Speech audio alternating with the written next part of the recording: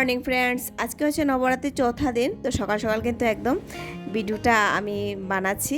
আর একদম এখন সকাল ধরুন 8টা থেকে 8:30 হবে। বাচ্চারা গিয়েছে স্কুলে, তো ভাবলাম ঘরটা গুছিয়ে নিই। নবরাত্রি চলছে, প্রতিদিন ঘরটা পরিষ্কার না থাকলে ভালো লাগে না। এমনিতেও তো যেরকমই থাকুক, দেখবেন কোনো ফেস্টিভ্যালে পূজার মধ্যে ঘরটা যদি আমাদের ঠিকঠাক থাকে তাহলে কিছুটা মাইন্ড হলে আমাদের ফ্রেশ থাকে। মন্দিরে তো আমাদের পূজা চলছেই, মানে কোয়ার্টারে। আর এদিকে এবছর তো আমরা বাড়িতে গেলাম না, যেতে পারিনি। গত বছর আমরা যাইনি, এবছর আমাদের যাওয়া হলো না। আগামী বছর যাই না আমরা কোথায় থাকবো। তো আপনারা কেমন আছেন? পিঙ্কি.পি চ্যানেলে আপনাদের সকলকে জানাই অনেক অনেক স্বাগত। আশা করছি আপনারা সকলে ভালো আছেন এবং দুর্গাপূজার সকলের ভালো কাটবে।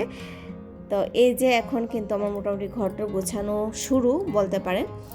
আর গতকাল গিয়েছিলাম মাতারানী দরবারে, তো সেখানে চুরি পড়েছিলাম। আমার সকালবেলা না এই ঘরটা সবার আগে কাজ করতে হয়। একে তো এটা এন্ট্রান্স একটা রুম, আর দুটোই রুম এখানে। আর বেডরুমে এই টাইমে অনেক সময় রাজার বাবা ঘরে থাকবে। বাচ্চারা তো মানে রেগুলার স্কুলে যায়, তবে সানডে হলিডে তো ওরা ঘরেই থাকবে।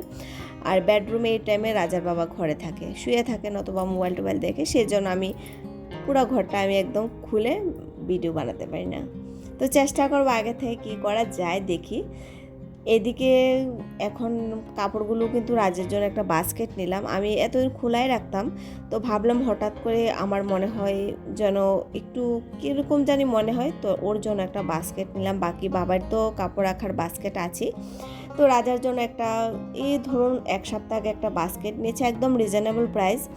তো এগুলো তো আর বেশি দাম না, দৈনন্দিন জীবনে কিছু একটা জিনিসের প্রয়োজন হয়। দেখবেন এই বাস্কেট আমার অনেকটা উপকারে এসেছে। রাজার ড্রেসগুলো এমনিতেই আমি রাখতাম আগে, তো এখন এটা এনেছি। তো প্যান্টগুলো সবার নিচে দিয়েছি।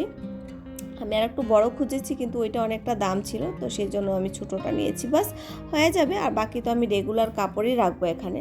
আর যে এক্সট্রা কাপড় সেগুলো ফোল্ড করে আলমারিতে উঠিয়ে রাখি। তো খুব সুন্দর হয়েছে আমার বাস্কেটটা, তো আপনাদের সঙ্গে ভাবলাম শেয়ার করি। আর এখানে এইভাবে ফোল্ড করলে না মানে দেখতেও সুন্দর লাগে আর ভালো লাগে। কি বলুন তো, বাচ্চারা যখন ঘরে থাকে, ওদের যখন একটা শেখার বয়স থাকে, ওদের সামনে আমাদের কাজটা যতটা পারফেক্ট হবে, ওরা কিছুটা হলেও ওরা শিখবে। তো সবটা তো জানি না ওরা কতটুকু করবে না করবে, তবে কিছুটা হলেও তো করবে। তো বাচ্চাদের সামনে কিন্তু বাচ্চারা যখন ঘরে থাকবে, বা একটা এই যে এখন একটা জীবনযাত্রা চলছে, খুব ডিসিপ্লিন মেনটেন করতে হবে এবং মানে খুব সাবধানে চলাফেরা। আর আমরা যা করব বাচ্চারা কিন্তু তাই শিখবে। আমাদের গুড ভাইবস বলুন, ব্যাড হ্যাবিটস, গুড হ্যাবিটস, সবটা কিন্তু ওদের জীবনে কিছু না কিছু হলে পড়বি। তো বাচ্চা তো স্কুলে গিয়েছে। আর এখানে আমার রাজা কতদিন মানে স্কুলের জন্য পেন্ট করেছিল, কিছু একটা বানিয়েছিল স্বচ্ছ ভারত, তো সেটাকে এখন ভাবছি। ও অনেকগুলো পেন্ট করেছে, তো ভাবলাম প্রত্যেকটা পেন্ট এখন একটা ব্যাগের মধ্যে রাখবো। তো সেই করে আমি ওর জন্য একটা ব্যাগ রেডি করলাম। আরও আছে এই যে রেড কালার র্যাকটা, এটার মধ্যে প্রচুর আছে। আমি এক এক করে ওর স্মৃতিগুলো রাখবো, মেমোরি করে রাখবো। তো আমার সেই জিনিস কিন্তু ভীষণ ভালো লাগে, কোনো জিনিস একটা মেমোরিয়াল করে বানানো, আর সেটা আমি খুব ভালো করে জানি।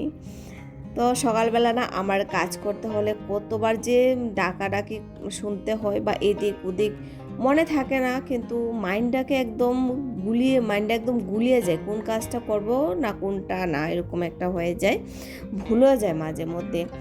তো এখন তো রাজার বাবা অফিসে গিয়েছে, আমি বসলাম, আমি দেখাচ্ছি আপনাদেরকে টাইমটা। একদম ঘড়িতে বাজে একদম 11টা, 1 মিনিট বাকি আছে, এই যে 11টা বাজবে। আর আমি নিয়ে বসলাম ব্রেকফাস্ট। সকালবেলা কলা খেয়েছি, 2টো কলা খেয়েছি, আর চা তো থাকে, তবে আজকাল একটু কমই খাই। তো সেই ব্রেকফাস্ট করে দুপুর, আজকে আবার বৃহস্পতিবার, এই ভিডিওটা কিন্তু বৃহস্পতিবারের ভিডিও আপনাদের কাছে যাবে। আর সঙ্গে ডেটটা হয়েছে 25 তারিখ, ঠিক আছে। তো এটা আমি আগে বলিনি, এখন রান্নার রেসিপিটা আমি আর দেখালাম না। সেরকম রান্না তো আর দুপুরবেলা আমার হয় না, রাত্রেবেলায় হয় বেশিরভাগ রান্নাটা। তো সিম্পলই বানিয়েছি গো। এখানে বেগুন, আলু আর টমেটো দিয়ে একটা ঝোল করলাম, সঙ্গে করলাম দুপুরের জন্য মুগ ডাল লাউ দিয়ে। তো নিরামিষ রান্নাবান্না তো 9 দিন যাবো থাকবে, ওরা খাবে 9 দিন, আমার তো আর বেশি হয়ে যাবে, কারণ দশমীর পরে থাকবে একাদশী, ওইদিকে কিন্তু 3 দিন দেখা যাবে, অনেকটা দিন নিরামিষ লাগাতার চলতে হবে। তো রাত্রেবেলা কিন্তু আমাদের হেভি রান্নাবান্না হয়। দুপুরবেলা জানো তো আমার এই টাইমটা না ভীষণ ব্যস্ত থাকে, আমার সত্যি মানে দুপুরবেলা যখন একটু ঘুমাতে যায় তখন আর অপেক্ষা করতে হয় না যে কখন ঘুম আসবে, এরকম একটা অবস্থা। আর এদিকে শাশুড়ি তো রাখতেই হবে, যেহেতু শাশুড়ি বড় ছেলের বউ, চিনি দিয়ে আমাদের সমস্ত রান্নাবান্না হয়, চিনিটা আমাদের দিতেই হয়। আমারও এটা এখন অভ্যাস হয়ে গেছে, চিনি না দিলে যেন একদম ভালোই লাগে না সবজিটা। তো চিনি সব কিছুর মধ্যে দিই, শুধু ভাতটা ছেড়ে, ডালের মধ্যেও দিই, কিন্তু আমার শাশুড়ি কিন্তু আবার ডালের মধ্যে দিত না গো, আমি ডালের মধ্যেও চিনি দিই, সেরকম একটা ব্যাপার, ভালো লাগে চিনিটা দিলে। ভাতটা না আজকে সকালবেলা কেন জানি না একটু মানে একটু গড়বড় হয়ে গেল। তো আবার দুপুরবেলা ভাতটা এরকমভাবে বানাবো, 3টের সময় বানাবো, আমার ছেলে মেয়ে স্কুল থেকে এসে গরম ভাতও খাবে এবং রাতের ভাতও হয়ে যাবে। ওইদিকে দেখো আমি তরকারিটা কিন্তু বসে একদম ধিমি আঁচ দিয়ে তরকারিটা বসিয়ে আসলাম, 1টা বাজতেই চললো। জানো তো ঠাকুর ঘরের সমস্ত কাজ এগিয়ে রাখলাম, কিন্তু মনে হয় এবেলা আমার আর লক্ষ্মীর ঘরটা বসানো হবে না। এমনিতেই দেখলাম হঠাৎ করে দেখি একদম মানে 1টা বাজতেই চললো। তো 1 ঘন্টার মধ্যে তো আমি আর কিছুই পারবো না, তো এমনিতে সব কিছু রেডি, বা সন্ধ্যার সময় গিয়ে ঘরটা শুধু বসাবো। ওইদিকে আলুটা যতক্ষণে নরম হবে ততক্ষণে কী করব, আমি ঘরটা ঝাড়ু দিয়ে নিই, ততক্ষণ আলুটা নরম হয়ে গেলে আলুটা একটু ভেঙে দেবো, তরকারিটা একটু ঘন ঘন হবে, ভালো লাগে এই সবজিটা, নিরামিষ দিনে ঝোলটা থাকলে ভালো লাগে। আর অত তামঝাম তো করার সুযোগই নেই। আর সিঁড়িটা মুছবো, সিঁড়িটা অল্প একটু বাকি আছে, সকালবেলা সিঁড়ি ধুয়ে দিয়েছি।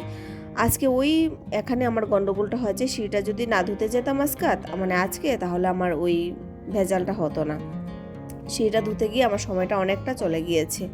তো একা করেছি, আমরা সবাই মিলেই করি, কিন্তু আমি আমার সময় করে গিয়েছিলাম, ওদের আর নিচে যারা থাকেন ওদের আর সময় হয়নি। তো যাই হোক, এদিকে দুপুরবেলা ঘরটা ঝাড়ু দিয়ে এখন মুছে নেব, তারপর 1 বালতি কাপড় আছে সেগুলো ধুয়ে টুয়ে। আর এখন এত গরম পড়েছে, কি যে বলবো, ভীষণ গরম, দিনে মনে হয় 2 থেকে 3 বার স্নান করলেও কম হয়ে যায়, এরকম একটা অবস্থা। নাইটি তো বারবার চেঞ্জ করতেই হয়। তো এখন ওর বাবা চলে এসছে, আর এদিকে দেখো সিঁড়িটা কিন্তু আমি যতখানি মুছছি এখন অতটুকুই, বাকি সবটাই আমার সকালবেলা ধোয়া হয়ে গেছে। তো ওর বাবা এসে বলছে তোমার আর কোনো নিবিড় নেই, তুমি যখন যা পারো তাই করো। তো বললাম বৃহস্পতিবার বলে কথা, আমাদের সেদিন তো একটু পরিষ্কার পরিচ্ছন্ন করতে হয়, কি বলো, তাই না? তো এতটা রৌদ্র মাঝে কাজ করতে এতটা বিরক্ত বোধ হচ্ছে, কিন্তু তো কিছু করার নেই।